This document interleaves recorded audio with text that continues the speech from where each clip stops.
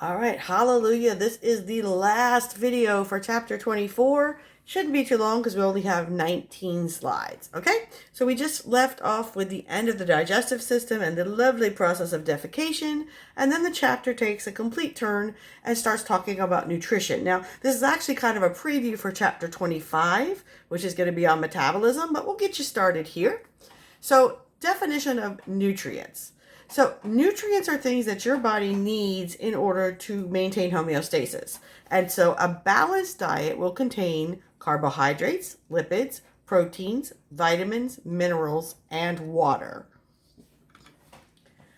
To process and absorb your nutrients, your digestive system breaks it down, the physical structure of food mechanically and chemically, disassembles all of the component molecules, releases those molecules into the bloodstream, and then they're either absorbed by cells and then broken down to provide energy for ATP, or used to make carbs, proteins, and lipids for the cell, or nucleic acids.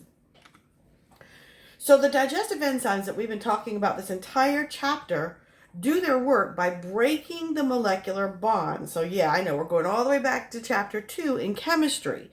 We break the bonds into large organic molecules that are all made of monomers. So our carbohydrates had the monomers of monosaccharides. Proteins are made of amino acids. Lipids are made of fatty acids, and nucleic acids are made of nucleotides.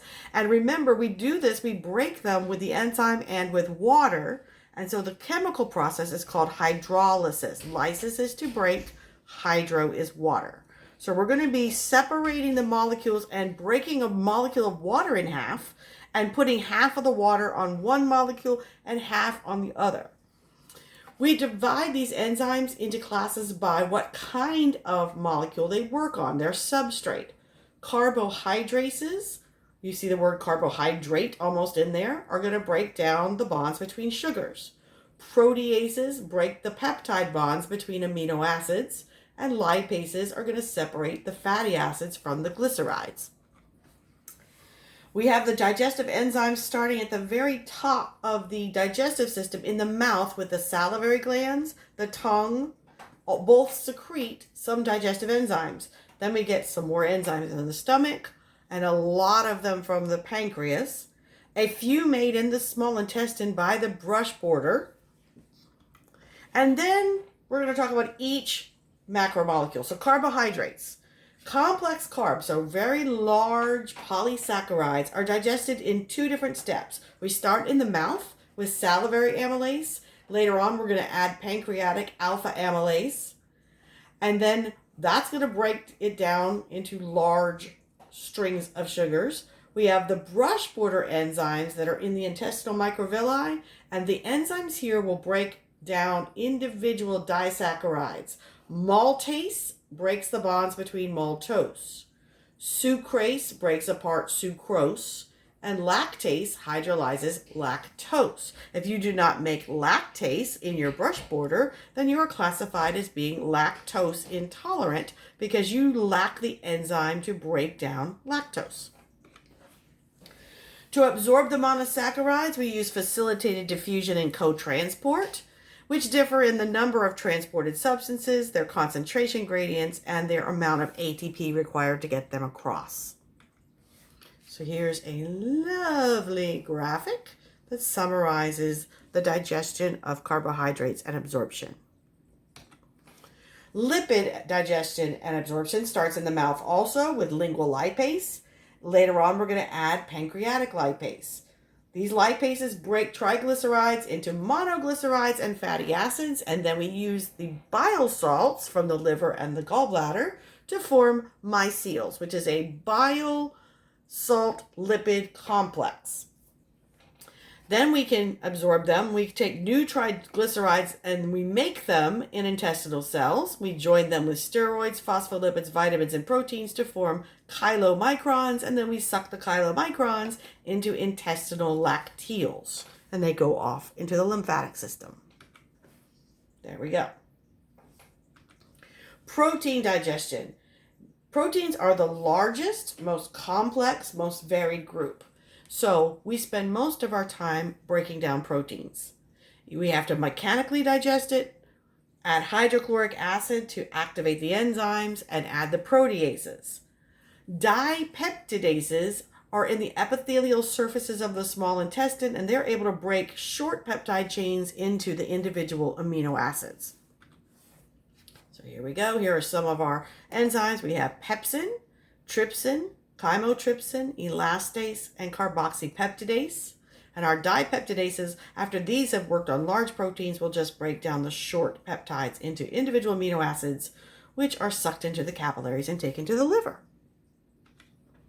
Nucleic acid digestion and absorption. We do have nucleases. Nucleic acids get broken down into their individual nucleotides, and brush border enzymes can digest them and break off the pentose sugar, break off the phosphate, and break apart the nitrogenous bases. And we can take these individual pieces across the border by active transport.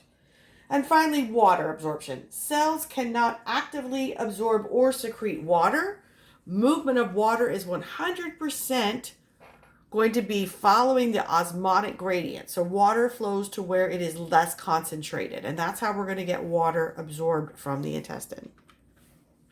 Again, here is another lovely graphic showing you where all the water is added to the secretions and then it gets reabsorbed. Ions. We need ions like sodium and chloride and calcium and magnesium. Osmosis does not care what the solute is. It's just looking at total concentrations of solutes. So in order to make sure we keep the right ions, we have to have specific transport of individual ions and regulate it. The rate of sodium ion uptake is usually proportional to the concentration of sodium in the intestinal contents. And if we are needing more sodium or we're needing more volume to our blood, then we will secrete aldosterone, which will cause us to absorb more sodium.